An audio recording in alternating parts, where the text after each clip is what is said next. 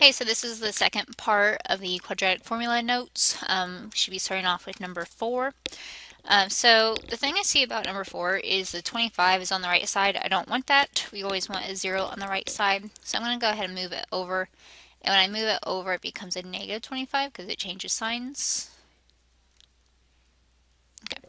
So then my A would be 10, my B is negative 5, my C is negative 25. So I'm going to plug that into my formula.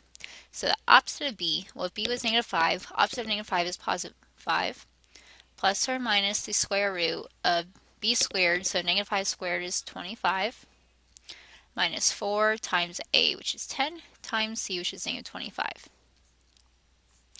All over 2 times A, so 2 times 10. Okay, so I'm going to start simplifying this. I have 5 plus or minus square root of 25. I have negative 4 times 10 times negative 25. Or, yeah. So, negative 4 times 10 is negative 40. And negative 40 times negative 25 would be positive 1,000. Okay. So, the next thing that I'm going to do is do 2 times 10, which is 20. And then I have 5 plus or minus square root of 25 plus 1,000 would obviously be 1,025 over 20. Now I can take the square root of 1,025, which is about 32. It's actually 32.015, but I'm just going to round it to 32. So that gives me my two equations. We have 5 plus 32 over 20, and then 5 minus 32 over 20. And 32 plus 5 would be 37. And then 37 over 20 is 1.85. So that would be one of my solutions. And then we have 5 minus 32, which is negative 27 over 20. Negative 27 divided by 20 is going to give me negative 1.35. So that is my second solution. Now you also could have simplified this a little bit by dividing all of your terms by 5 in the beginning, just so you deal with smaller numbers. But since you get to use a calculator, that doesn't really make that much of a difference. You still get roughly the same answers. It won't be exactly the same just because of rounding. So you can either choose, do you want to leave the numbers how they are and deal with bigger numbers, or again, you could have divided all of your terms by 5 at the beginning just to deal with smaller numbers. It's up to you. Number 5, got x squared minus 4x equals 12, so I'm going to move that 12 over so that I have 0 over there. When I move it over, it becomes negative 12 equals 0. Now, this question specifically, it would be easier to just figure out what two numbers multiplied to get negative 12 add to get negative 4, but let's just still use the quadratic formula just so we get used to it. So I have the opposite of b, so opposite of negative 4 is 4, plus or minus square root of negative 4 squared, which is 16, minus 4 times a, which is 1, times c, which is negative 12, all over 2 times a, which is just 2 times 1. So then we have 4 plus or minus square root of 16. Negative 4 times 1 times negative 12 would give me a positive 48.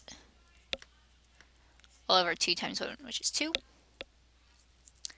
Then I have 4 plus or minus square root of 16 plus 48 is going to give me 64 over 2. I know that the square root of 64 is 8. So that gives me my two equations. So 4 plus 8 over 2. And then I'd have x equals 4 minus 8 over 2. So 4 plus 8 is 12 over 2, which is 6. So 6 would be one solution.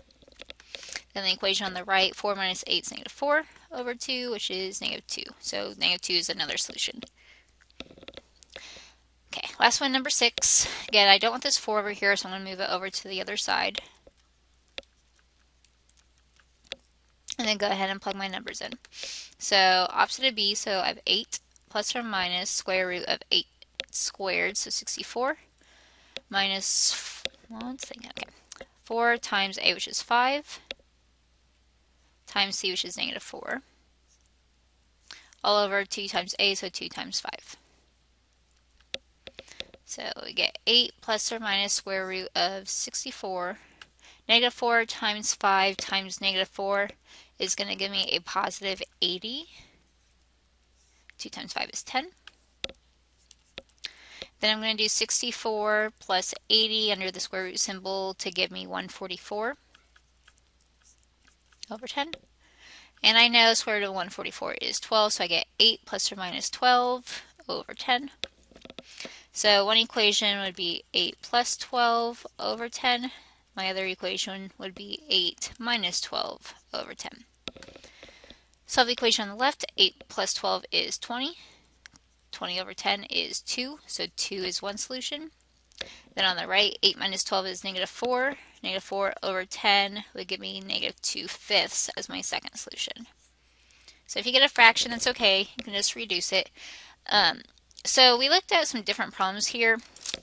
We've learned a lot of different ways to solve these. You can factor it like we did last chapter. You can graph it. You can just plug in numbers, see what works. You can use completing the square from earlier last week. And this is the final way. This way works every time, but if you had, for example, a question like number 5. Number 5 would be easier to do by just thinking what two numbers multiply to get the last term, add to get the middle term, and factor it. So I recommend this way anytime you have a number in front of your x squared, like we do for number 6. Or if you try figuring out what two numbers multiply to get the last term, add to get the middle term, and you can't figure it out, then you can try this method because it might be a fraction or a decimal, and that's why you can't figure it out. So you should have completed your notes, and now you will be working on your homework that the sub is going to pass out. Your homework for today is due Wednesday, so you have a couple days to do it, but please make sure that you're working on it during class. If you have any questions, feel free to email me and ask.